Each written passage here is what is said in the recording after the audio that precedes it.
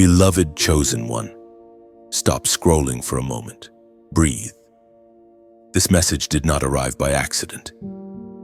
You are standing at a crossroads where heaven is asking you a quiet but dangerous question. Will you continue trusting a system that has never truly protected you? Or will you finally trust the God who has kept you alive when the numbers never made sense? You have tried to play by the rules. You worked hard, stayed late, said yes when your body wanted to say no. You believed that if you followed the system, degrees, titles, promotions, savings accounts, you would finally feel safe. Yet even when you did everything right, the ground kept shifting beneath your feet. Jobs disappeared. Markets changed. People you trusted failed you. And still, you are here. Still breathing. Still standing. You were never designed to be sustained by the world's system. You were designed to be financed by heaven. Look back honestly, there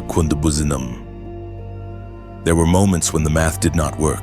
Bills were due, income was late. Logic said you should collapse. Yet rent was paid, food appeared. Strength showed up when you had none left. This is not coincidence. This is divine intervention. Heaven has been quietly funding your journey long before you acknowledged it. Picture a familiar scene. Late at night, you sit at the kitchen table, laptop open, staring at your bank account. You refresh the screen, hoping numbers will change. Anxiety tightens your chest. Thoughts creep in. Maybe I should compromise. Maybe I should take the job that drains my soul. Maybe I should betray what I know is right just to survive. In that ordinary moment, a holy battle is taking place not in the sky, but in your mind. The system says, secure yourself at all costs. God whispers, trust me, even when it costs you. This is why you have always felt different. You cannot fully surrender to systems built on fear, debt, comparison, and control. Your spirit resists it. You were never meant to be owned by credit scores or the approval of supervisors who cannot see your calling. You are marked, and marked ones disrupt broken systems. As the ancient words declare in the book of Proverbs, chapter 3, verse 5, trust in the Lord with all your heart and lean not on your own understanding. That sentence confronts everything the world taught you. The system worships understanding, data, forecasts, and guarantees. God asks for trust first, clarity later. That is why this journey feels uncomfortable. Faith is not your backup plan. It is your primary currency. Think about your family. Maybe you are the responsible one, the one everyone leans on. You feel pressure to always have answers. You worry not just about yourself, but about parents, children, siblings. You whisper at night, if I fail, everyone suffers. The weight is heavy, but hear this clearly, you were never meant to carry provision alone. Heaven never asked you to replace God. You were asked to obey Him. When responsibility turns into control, fear takes over. When you return control to God, peace begins to grow. Not shallow peace, real peace that steadies your hands when circumstances remain unstable. Some doors closed for a reason. Jobs you didn't get. Contracts that fell apart. Ideas that stalled.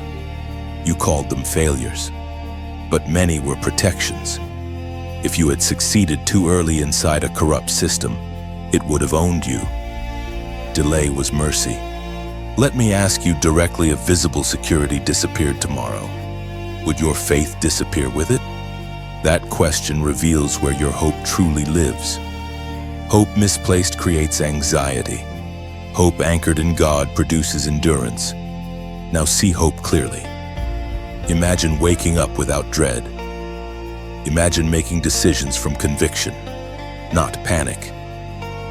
Imagine provision arriving through ideas, timing, and connections because you moved when God said move. This is the economy of heaven. It does not shout. It flows. You are not late. You are not behind. You are being repositioned. If this message speaks to you, like and share it so others trapped in fear can hear truth. Subscribe to stay connected, and at the end of this video, type 777 in the comments, not superstition, but a declaration that you choose trust over fear, obedience over panic, heaven over the system. You are not surviving by luck. You are being sustained by purpose. Do not underestimate this moment. What feels like uncertainty is actually alignment. Heaven is adjusting your path, so what sustains you tomorrow will not enslave you later. Stay steady. What is coming will require courage, not panic. You are never abandoned in the waiting. You are being trained to recognize God's voice above noise. Hold your position. When provision comes, it will confirm not only survival but calling, clarity, and quiet authority. Chosen one, this season of lack did not arrive to humiliate you. It arrived to educate you. There are lessons that abundance cannot teach, disciplines that comfort will never develop. Right now, God is not asking you to escape the season quickly. He is asking you to live correctly inside it. Living right in a season of shortage begins with honesty, not panic, not denial. Honesty. You look at what you have without shame and without exaggeration. You stop pretending you are fine, and you stop speaking death over yourself. You say, "This is where I am, and God is still with me." That sentence alone restores dignity to your posture. One practical way this looks in daily life is how you manage your mornings. When resources are tight, anxiety loves to wake up before you do. Instead of immediately checking balances, messages, or news, you pause. Even if it is only 2 minutes, you ground yourself, you breathe. You remind your nervous system that you are not in danger, you are in training. Peace becomes an act of obedience. Scripture speaks clearly through the writings of David in the Psalms, chapter 37, verse 19. In days of famine they will enjoy plenty. Notice it does not say famine disappears instantly.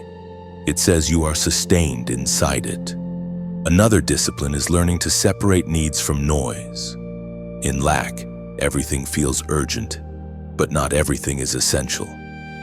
You begin asking simple questions before spending, before agreeing, before committing. Do I need this, or am I trying to soothe fear? This alone can save you emotionally and financially. Self-control is not restriction, it is protection. Consider a very ordinary situation. You are offered extra work, more hours, more pressure, but it violates your values or drains your health. The system tells you, take it or starve. God asks, will you trust me with restraint? Sometimes obedience looks like saying no, even when money is involved. This is not recklessness, it is alignment. Living right in lack also means maintaining excellence even when results are delayed. You still show up on time, you still do honest work, you still speak with integrity.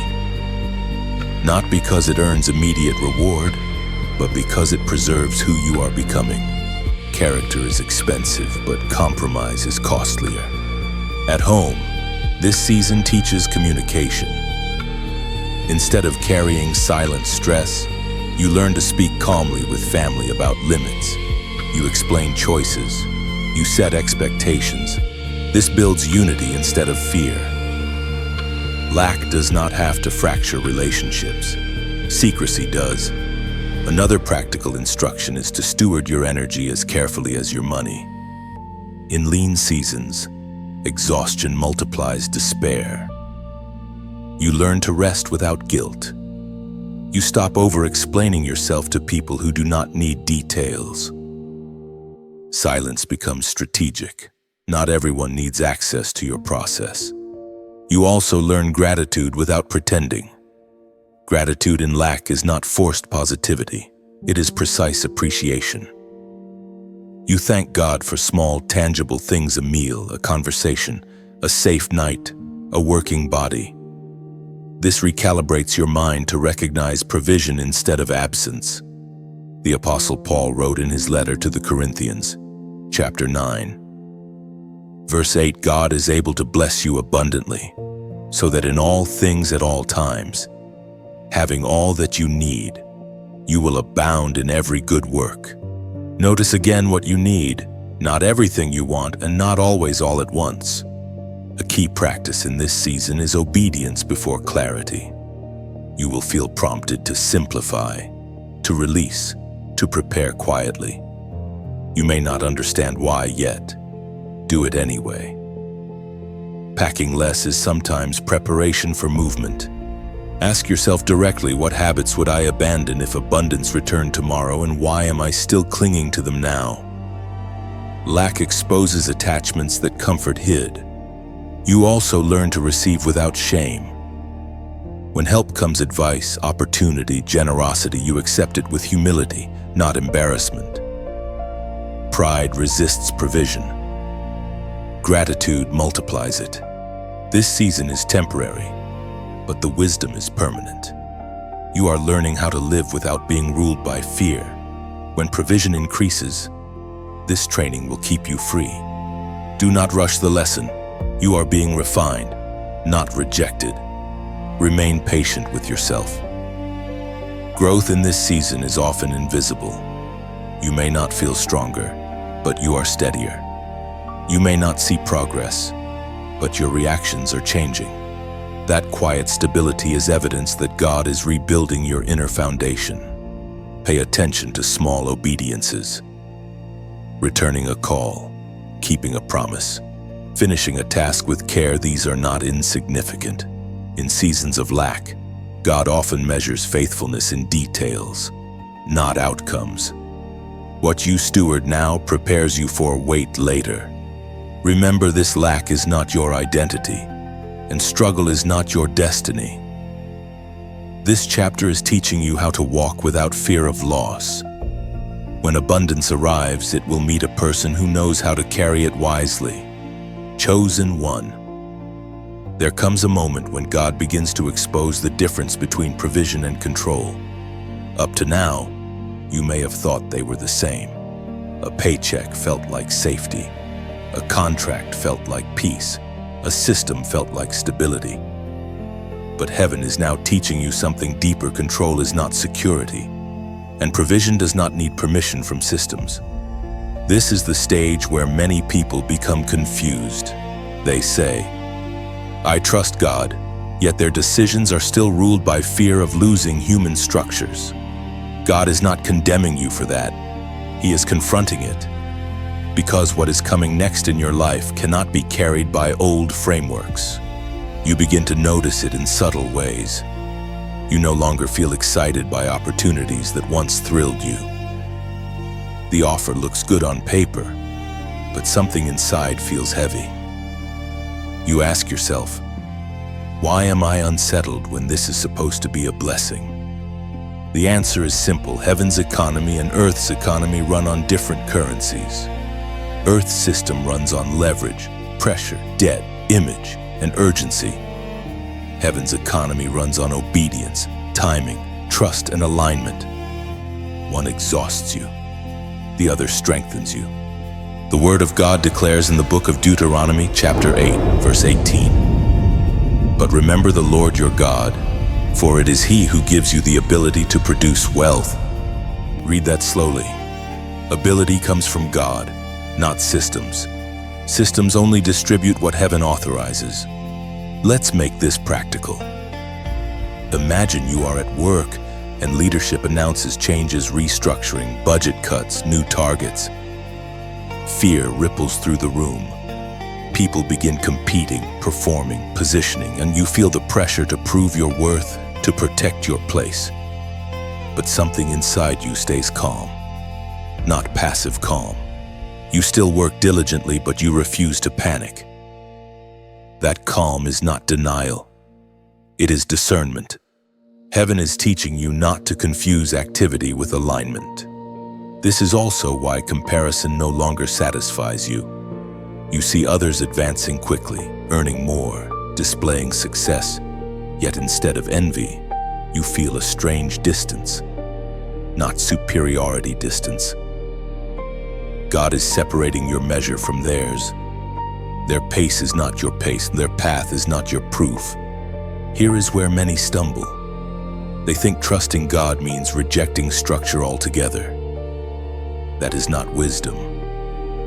God uses systems, but He refuses to let them become your source. When systems serve Him, they are tools. When they replace Him, they become traps. A daily example of this lesson appears in how you plan your future. You still plan, you still budget, you still prepare, but you stop obsessing. You stop rehearsing worst-case scenarios. You stop anchoring your identity to projections. Planning becomes partnership, not pressure. The apostle reminds us in his letter to the Romans, chapter 11, verse 36. For from Him and through Him and for Him are all things. That includes income, opportunities, and outcomes. Now let me ask you something directly. If God asked you to walk away from a secure option tomorrow, would you trust that His economy could replace it, or would fear immediately argue? This is not a theoretical question. Many chosen ones face it quietly. Sometimes obedience looks like staying. Sometimes it looks like leaving. The key difference is who is leading the decision. You may notice that provision now comes in unconventional forms: ideas, timing, conversations, delayed expenses, unexpected grace. It does not always look impressive, but it is precise. Heaven rarely overpays, but it never underprovides. There is also a humbling aspect to this economy. God removes the illusion that you earned everything yourself. This is not to shame you, but to free you. When you stop carrying the burden of being your own source, creativity returns, peace returns, joy returns. This is why enemies, critics, even family members may not understand your calm. They expect you to be anxious. They expect you to chase what they chase. But you are operating under a different government now. Before this section closes, I want you to participate not mechanically, but consciously. In the comments, write this short phrase: God is enough. Do not type it as a slogan. Type it as a confession. By doing so, you are not denying responsibility, you are rejecting fear-based control. You are reminding your own spirit that heaven's economy is already active in your life. Even when the system trembles, you are not behind. You are not reckless. You are learning how to live supplied without being enslaved. And once this lesson settles, nothing the world shakes will shake you the same way again. When you write God is enough, you are not claiming you no longer need money, work, or structure. You are declaring that none of those are your master. It means your peace no longer depends on outcomes, and your trust is anchored beyond systems that rise and fall. Chosen one, this is the moment where trust stops being an idea and becomes a separation. Not loud, not dramatic, quiet but irreversible. God does not always remove you suddenly from familiar ground. Sometimes He loosens your grip first. What you are feeling now is not confusion, it is detachment. And detachment always comes before elevation. There is a subtle grief in this stage. You begin to realize that what once made you feel safe no longer does. Old routines, familiar guarantees, predictable structures, they start to feel hollow, not evil, just insufficient. And that realization hurts because you invested years believing they would hold you forever. This is the test of trust. Separation rarely looks spiritual from the outside. It looks like unanswered emails. It looks like fewer invitations. It looks like standing still while others rush ahead. It looks like choosing integrity when shortcuts are available. It looks like staying honest when exaggeration would help. These are not punishments. These are filters. Consider a very real situation. You are offered stability, but it comes with a quiet compromise. No one would notice. No one would call it wrong. Yet your spirit tightens. You feel the tension in your chest. That tension is not fear. It is discernment. God is asking whether you trust Him enough to let go of what looks safe but pulls you out of alignment. The system rewards speed. Heaven rewards precision. This is also the season where loneliness can creep in. Not because you are unlovable, but because you are no longer compatible with certain environments. Conversations feel shallow. Goals feel misaligned. You smile, but you do not feel seen. This is not rejection. This is refinement. Gold is separated from debris before it shines.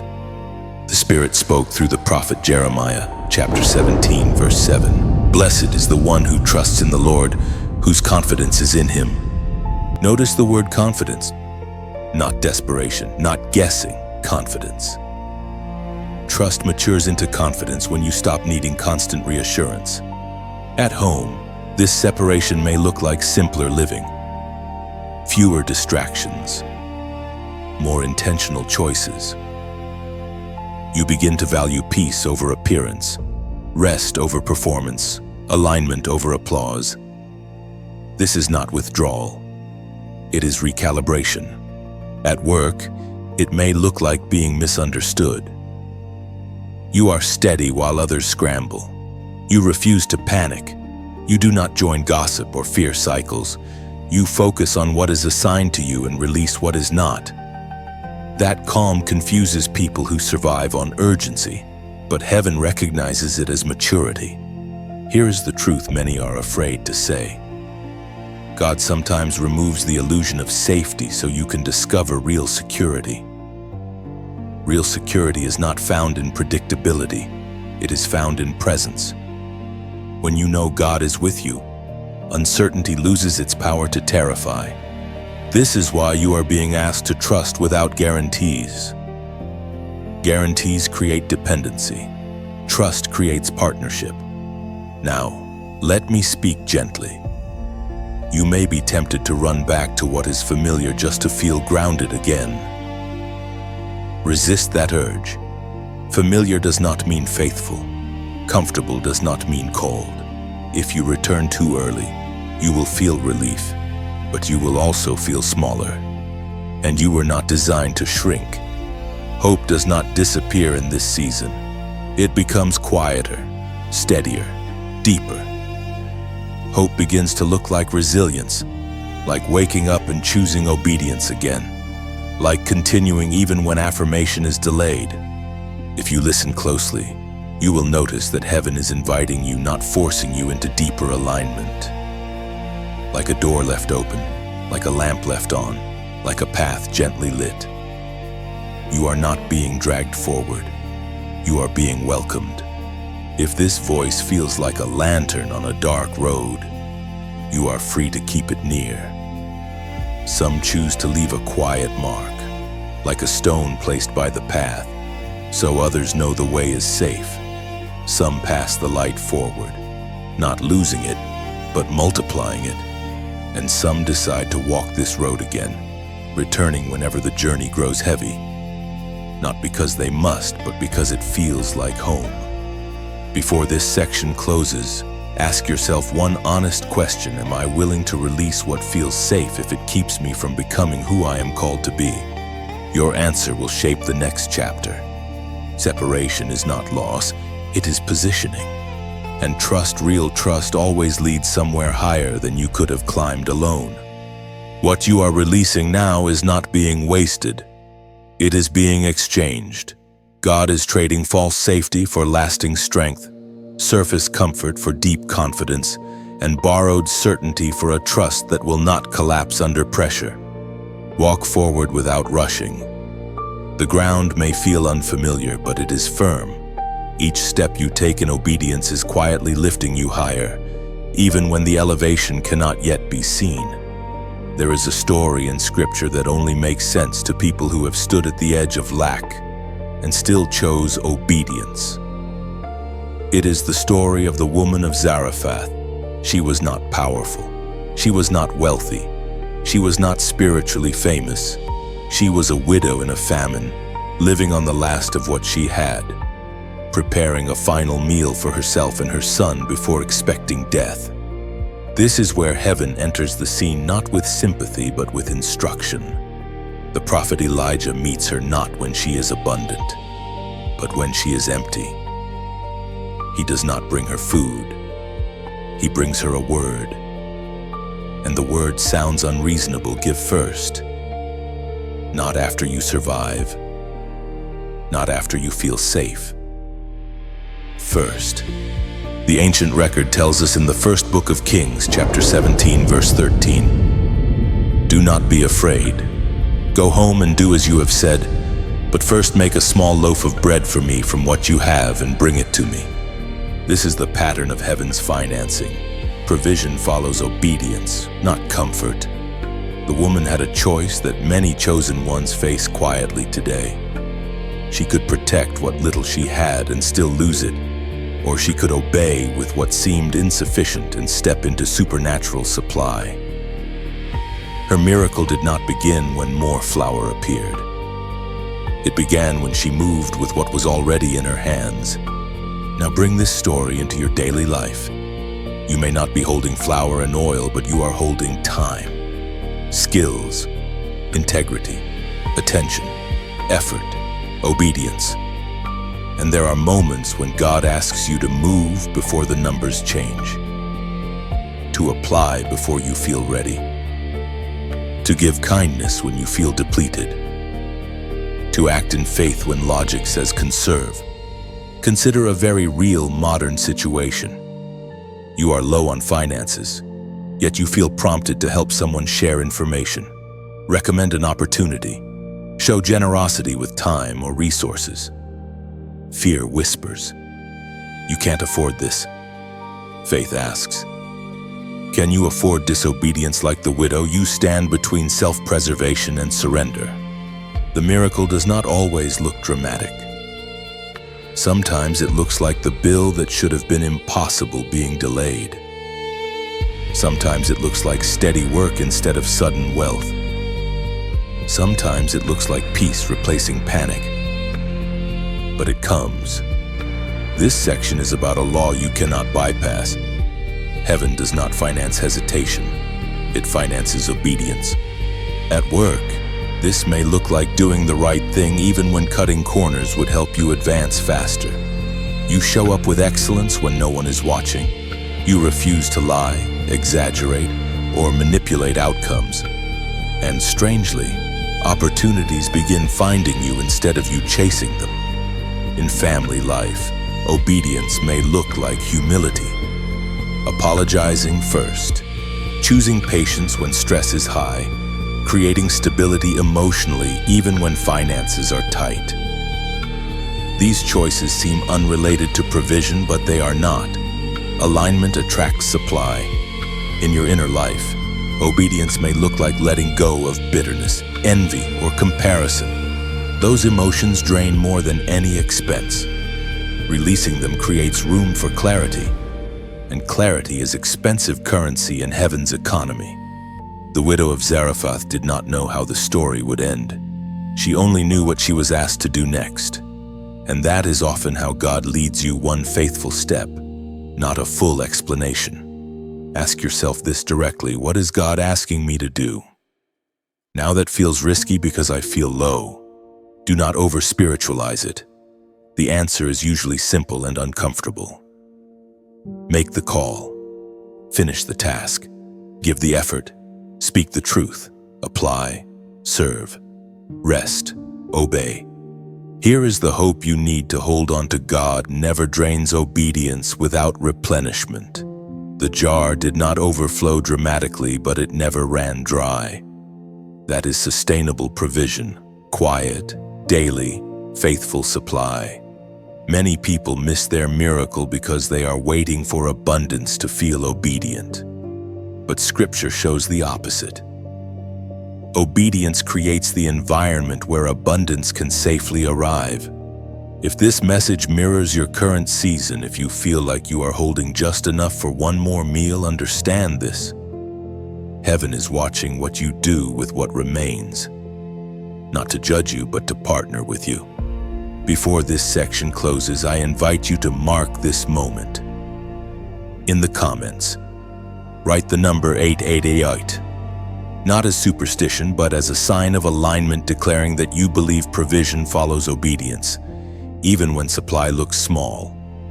Let it remind you and others reading that heaven still finances faithful steps. You are not foolish for obeying when resources feel thin. You are brave, and like the woman of Zarephath, you are about to discover that what you feared would end you becomes the doorway to sustained provision. Chosen one.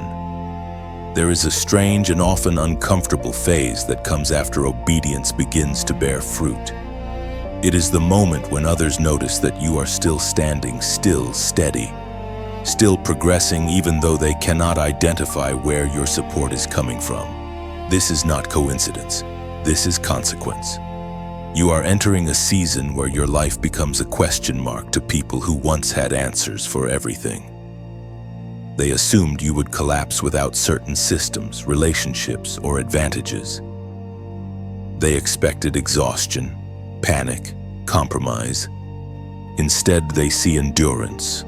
And endurance without visible backing unsettles those who rely on appearances. This is where silence becomes wisdom. When God sustains you without obvious help, He is teaching you restraint. You learn not to explain your process to skeptics. You stop defending your choices. You stop justifying your calm, not because you are hiding, but because sacred provision does not need public approval. Consider a common scenario. A former colleague hears you left a stable role. They ask, politely but pointedly, "So what are you doing now?" The question is not curiosity, it is evaluation. They are measuring whether your faith failed. You answer simply. You do not embellish. You do not overshare. And when they cannot categorize you, discomfort surfaces. That discomfort is not your responsibility. The ancient words recorded in the book of Romans chapter 8, verse 31, still echo today: if God is for us, who can be against us? This verse is not a challenge shouted outward. It is an anchor held inward. In this season, God is also teaching you how to recognize false urgency. People will try to pull you back into panic-based decisions because your peace exposes their anxiety. They may question your timing, your pace, your lack of visible struggle. Not everyone who questions you wants to understand you. Your job is not to convince them. Your job is to remain aligned. At work, you may notice subtle resistance. You are not competing aggressively, yet you advance. You are not campaigning, yet your work is recognized. This can trigger insecurity in environments built on rivalry. Stay humble, stay focused. Do not dim your light to soothe others, but do not weaponize it either. In your personal life, some relationships may shift. Friends who bonded with you over stress may feel distance now that you are calmer. This is natural. Shared anxiety is not a sustainable foundation. Do not resent the distance. Honor the season for what it is. There is also a refining of motives happening within you. When provision comes without applause, you discover whether you truly wanted peace or praise. God removes spectators so He can work on substance. What grows in private lasts longer in public. Another daily example: you face a decision that could elevate you faster if you promoted yourself aggressively. You choose restraint. You let your work speak. This is not passivity. It is trust. And trust creates a reputation that manipulation never can. This season teaches you to measure success differently, not by speed, but by sustainability, not by recognition, but by resilience. You begin to ask better questions. Is my soul still intact? Is my integrity still clean? Is my peace increasing or shrinking? Enemies watching you rise without visible support will often respond in one of three ways: dismissal, imitation, or accusation. Some will minimize what they cannot explain. Some will copy your behaviors without your convictions. Some will accuse you of arrogance simply because you are not frantic. Let them. You are not called to manage reactions. You are called to remain faithful. God is also training you to resist pride. Invisible support can tempt you to feel superior. Guard against this. Remember how you felt when resources were thin. Compassion keeps provision flowing. Arrogance clogs it. Hope becomes very practical in this stage. You realize that being sustained quietly is safer than being elevated loudly. You learn to value consistency over spectacle, and this prepares you for influence that does not collapse under pressure. Ask yourself this question: if no one ever applauded this season, would I still choose obedience? Your answer reveals whether your foundation is solid. The fact that others are watching means your life is becoming a testimony whether you intend it or not. Not a loud one, a credible one. One that whispers, there is another way to live. Stay steady, stay grateful, stay quiet when necessary. Heaven is not finished showing what faithful alignment can sustain. What God is building in you now cannot be rushed or replicated. It is forming depth, not display. When the time comes for visibility, you will not scramble to prove anything. You will simply stand supported by a strength others never saw being built. Chosen one. This is the hour where the journey begins to speak for itself, not with noise, not with announcement, but with presence. You have walked through seasons where nothing made sense, where obedience felt costly, where provision came quietly and just in time. And now, something has shifted.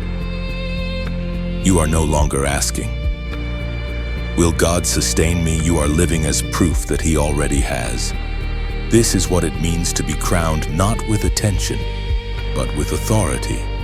A crown is not first placed on the head. It is formed in hidden places, in restraint, in patience, in nights when no one clapped for your faith, in mornings when you chose obedience again without fresh confirmation. Heaven does not rush crowning because it is not decorative. It is functional. You are being trusted with weight. There is a calm about you now that did not exist before. Not because life became easy, but because fear lost its voice. You still face uncertainty, but it no longer commands you. You still plan, but you no longer panic. This is the mark of someone who has learned where their supply truly comes from. People may not know your full story, but they feel the effect. Your presence steadies rooms. Your words carry clarity. Your decisions hold integrity. This is influence without performance, leadership without striving, testimony without self-promotion, as Jesus Himself declared in the Gospel of Matthew, chapter 6, verse 33. But seek first the kingdom of God and His righteousness, and all these things will be added to you. Notice the order. Seeking comes first. Addition follows, not instantly and not theatrically, faithfully. Bring this into ordinary life, at work. You no longer chase visibility. You contribute with excellence and let God handle outcomes. When recognition comes, you receive it without clinging.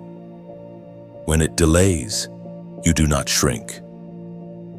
That balance is rare and powerful. In finances, you steward wisely without obsession. Money becomes a tool, not a ruler. You are generous when prompted, disciplined when required, and peaceful in both. That freedom is worth more than any number. In family and relationship, you stop trying to rescue everyone. You show up faithfully, speak truth gently, and trust God with what you cannot fix. This protects your heart and honors their process. This is what it means to be a living testimony. Not perfection, but alignment.